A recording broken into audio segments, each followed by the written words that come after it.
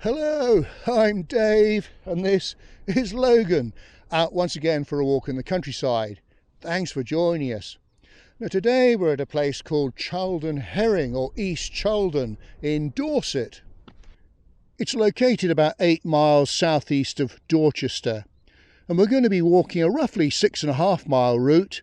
We'll look at a few things in the village itself before heading southeast towards the Jurassic coast, before following a ridge above the southwest coast path, and we'll be heading westwards to near White Nose Cottages, at which point we'll head back inland, initially to West Chaldon and then back to the village. Well, I'm filming at the end of March. It's one of those really fresh spring days. The sun is up there, some blue sky, but a few clouds about. Should be perfect conditions for walking. Do come along with us. Now, before we start the walk properly, as it were, I've parked my car in a little lay-by halfway up a ridge to the north of the village. That's something I want to show you. And if you don't mind, I'm going to do a little reading from one of my favourite books, Highways and Byways of Dorset by Sir Frederick Treves, which was written in 1906. Basically, Sir Frederick travelled throughout Dorset, and these were writings on, well, basically some of the things that he found during his journeys. I've got to wear my glasses for this. Hopefully you can hear me above this wind that's floating around up here.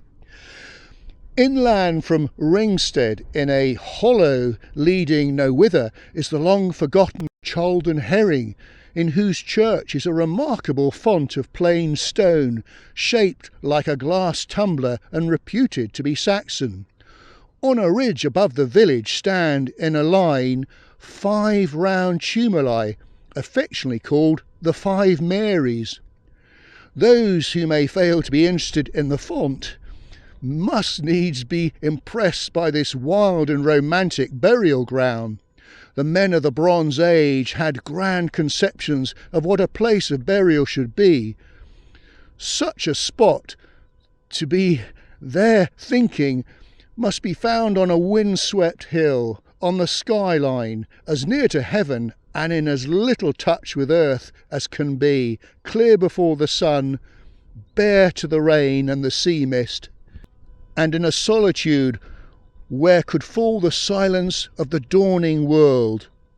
Such a spot is here around the 5 Marys, the 5 little grass-covered mounds, and the view from this lonely ridge is marvellous, stretching as it does far to the north over the valley of the Froom and across the great heath, and commanding a sweep from east to west, which is lost on both sides in immeasurable distance. I say, I love this little book, and indeed the 5 Marys are just behind me along this ridge here. Okay, we're going to put back into my car and drop down into the village and start the walk properly, as it were. Well, I've now come off that ridge and driven down into Chaldon Herring itself to start off the walk, and what better place to begin than the pub, which you can see behind me. And it's the Sailor's Return, an 18th century inn.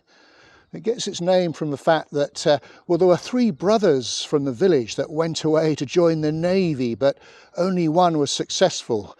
The other 2 returned, and their father converted 2 cottages here into a pub so that they had employment. I dare say it'll be our final destination.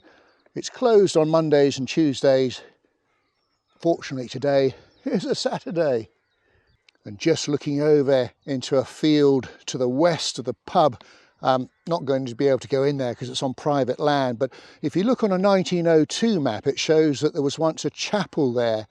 The village was actually much bigger in the past, and there's at least the remains of 5 plots out there. The village actually shrank due to either Black Death or changes in farming practices, meaning less employment.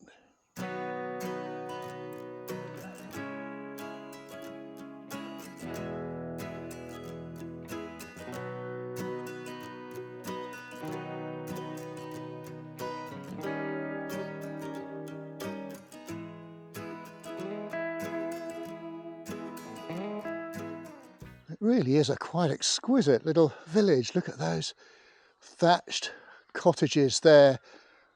I'm actually standing on a very sweet little village green. And there's a little bench around the tree in the middle, and just over here there's what remains of a medieval cross, which is lovely to see. Well, just close to the village green is this little, well, it's almost like a mini recreation ground just to the south of the village, a field registered as common land. And just in the corner there behind that wooden fence, I think, is the remains of an old forge. Oh yes, here we are just behind that fence. Pretty sure this is the remains of the old forge. And then just looking back up towards the village green, I did come across an old picture on the internet that showed this exact scene many decades ago. Well, that must be the old village pump. I wonder if it still works. The village name of Chaldon Herring comes from, well, the Chaldon bit is from Old English Keelf and Dun, meaning hill where calves are pastured. Indeed, the village is recorded as Calverdone in the Domesday Book. The Herring bit is from the Herrings family that were lords of the manor here between at least 1166 and 1372. And there's the village hall. That used to be a school. Indeed, the school was built in 1847, but it closed in 1932. And I guess it became the village hall shortly after that, I don't know. What a beautiful church. The Church of St Nicholas, the patron saint of mariners. And it dates from the 14th century, incorporating an earlier church. The tower began to be built in the 14th century and was completed in the 15th century. The north porch was added in the 15th century, and then the chancel and south aisle was rebuilt between 1877 and 1878. The nave itself was built in the 14th century, but only the north wall of the original survives. I think it's got 3 bells. We'll have a little peep inside. Usual story, no lights, but hopefully there's enough light coming through the windows we can see. Now, this really is a gem. The font down here is actually Saxon, believed to have come from the original church. And I was speaking to a lovely lady in the village here telling me that it was found, dug up by the plough in a nearby field. And then just looking over to the side here, there are a couple of quite stunning stained glass windows, of course looking brilliant in the morning sunshine. Just making my way around, there's the organ, which I believe is a 19th century. Gorgeous patterns on it. Just making my way towards the chancel. I've got this magnificent wooden pulpit on my left, and there's the altar, all prepared for Easter Sunday, which is tomorrow, and another quite splendid, stunning window there in front of me. Really is an exquisite church. And just to the side of the church, I can just about see it through these trees, is the old manor house, the Grange, and it has origins to the 16th century. I think Bindon Abbey owned it at one stage. It was rebuilt in 1728 and bought by the Weld family in 1790, who held it for the next 200 years or so. It was remodelled in the 19th century. Morning. Lovely horses. Thank you very much. Have a nice ride.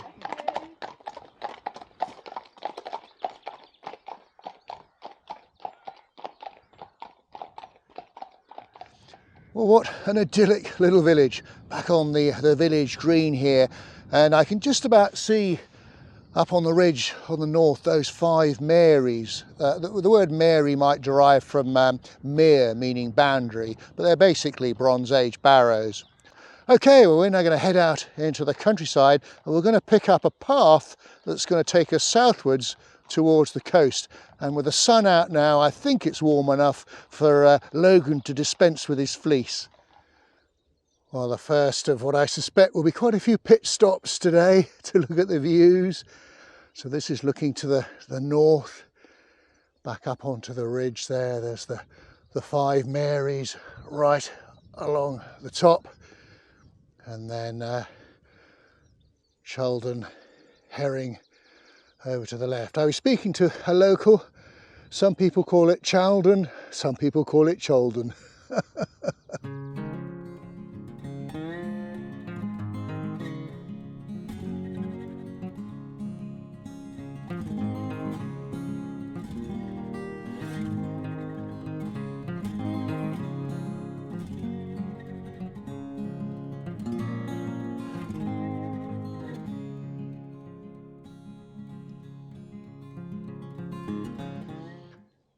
Well, just as we're making our way slightly uphill, I thought I'd look back to the sort of northeast, I suppose, down into the valley. Everything's looking so green and fresh. It really is a beautiful spring day. What do we got here? Yes, we're going the right way. Daggers Gate, which is our next destination, which is a mile in that direction to the south.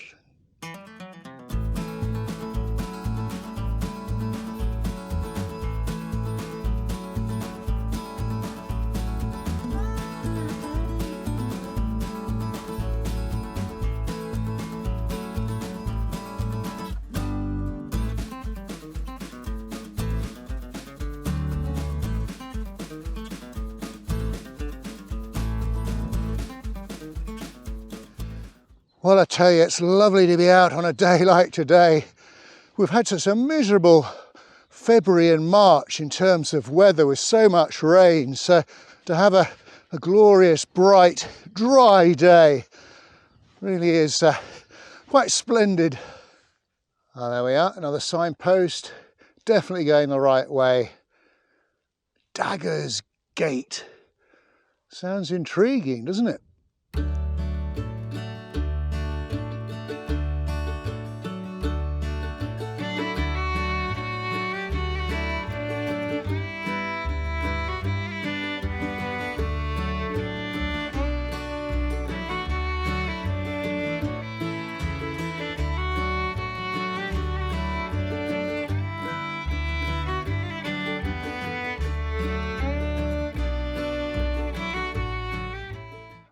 Another pit stop just to well, show you where we've been really. So this is looking back towards the north, and we've been coming up this valley, and well, so far we haven't seen any mud, which is great.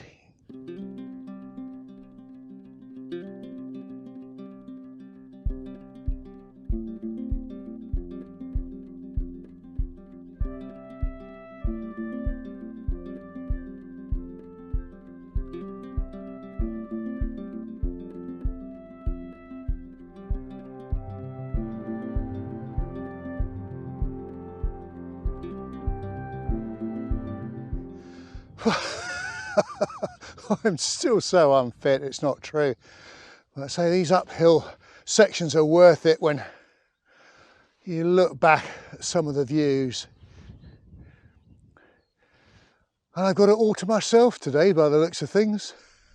Well, it looks like we've just reached a sort of plateau, so the uphill bit's finished for a little bit anyway.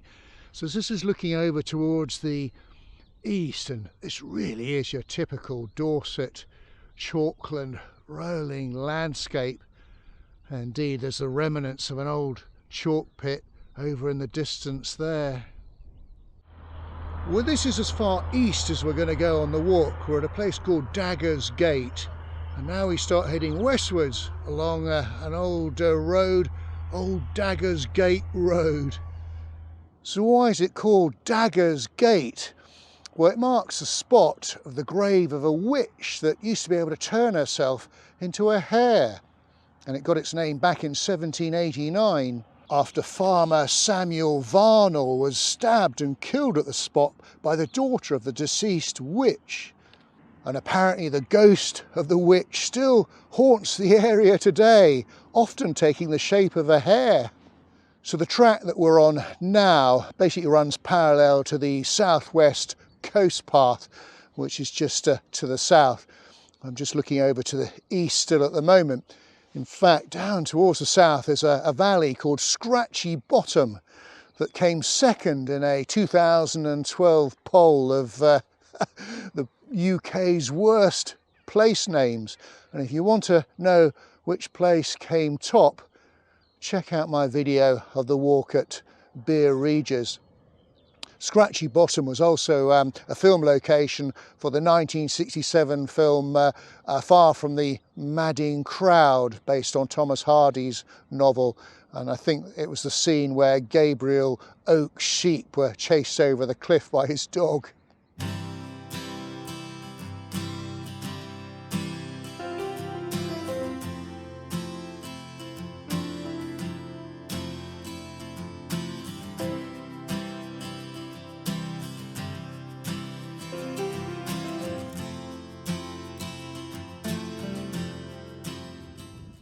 And there is our first view of the sea, looking a bit hazy. And there's the Isle of Portland in the very, very far distance. And quite blowy up on this ridge now, but it's perfect really, because there's quite a bit of heat in the sun, so it's actually cooling us down.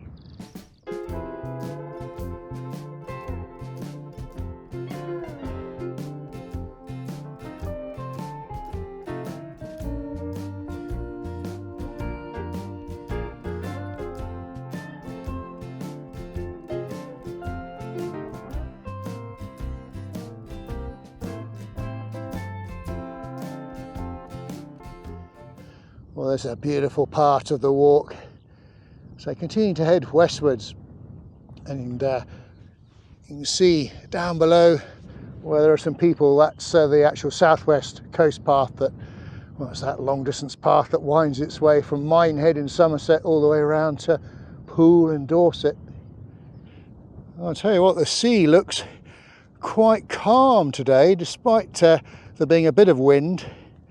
Of course, the reflection of the sun on the waves makes it look like a sort of layer of crystal. It really is quite beautiful today. What a fantastic place to ride! It's wonderful.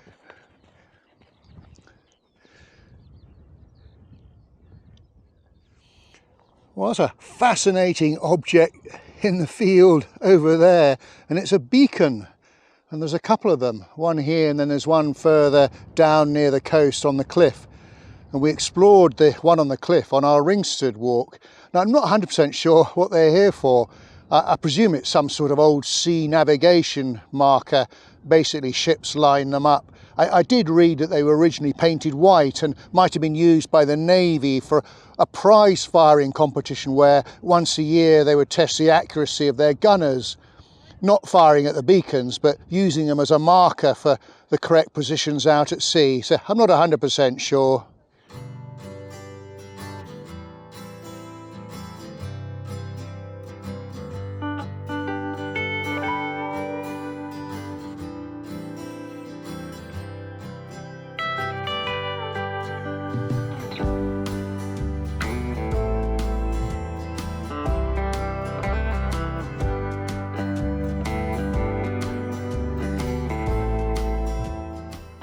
There's an interesting little sculpture underneath a seat, I suppose you'd call it.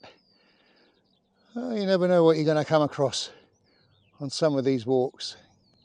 There's another one just a little bit further along, so looks like there's a series of them along here.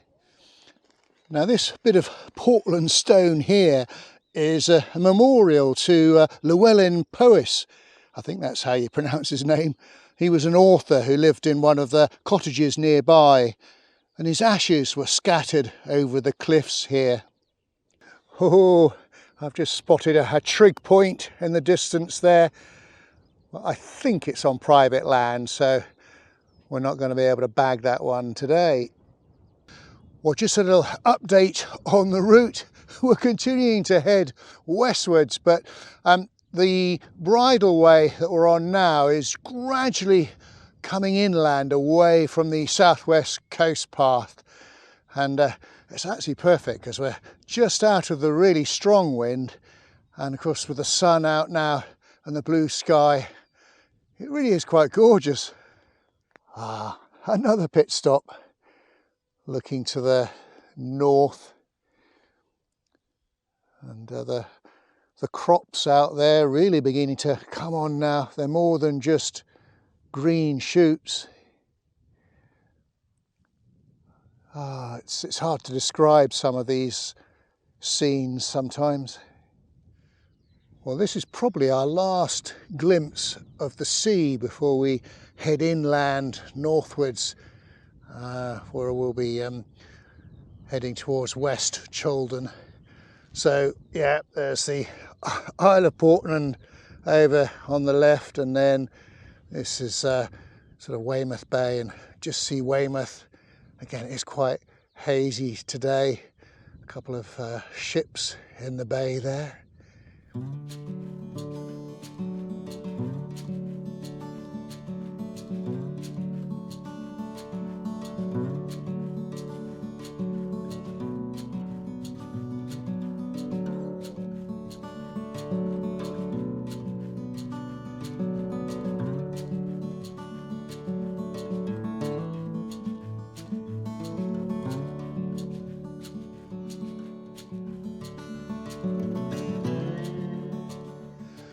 Well, a little update on the route. We're now heading inland northwards. I think I'm on the footpath. Put it this way, we're heading in the right direction, if you know what I mean. Oh, that's an encouraging sign. We are going the right way. It's actually a public bridleway, but you would never know. It just looks as though it's the side of a field.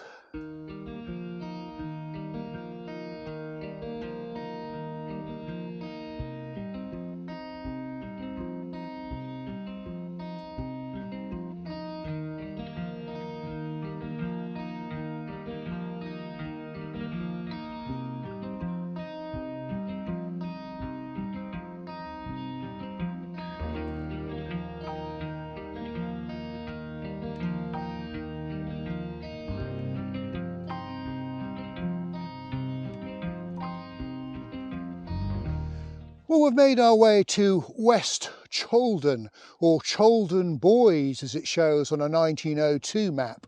It was named after the 13th century de Bosco family, I believe. And it's another settlement that declined after the medieval period, with evidence of deserted houses and nearby fields. The parish of Chaldon Boys united with East Chaldon in 1446. And over to the northwest, there's a deserted village, but say it was all long gone by the 15th century. Well, we're now very much on the homeward leg. We've just got to follow a little quiet country lane that'll take us back to Chaldon Herring. Now, it's 1:45. I can't remember from my research whether the pub closes at 2 or not. Gonna have to get our skates on.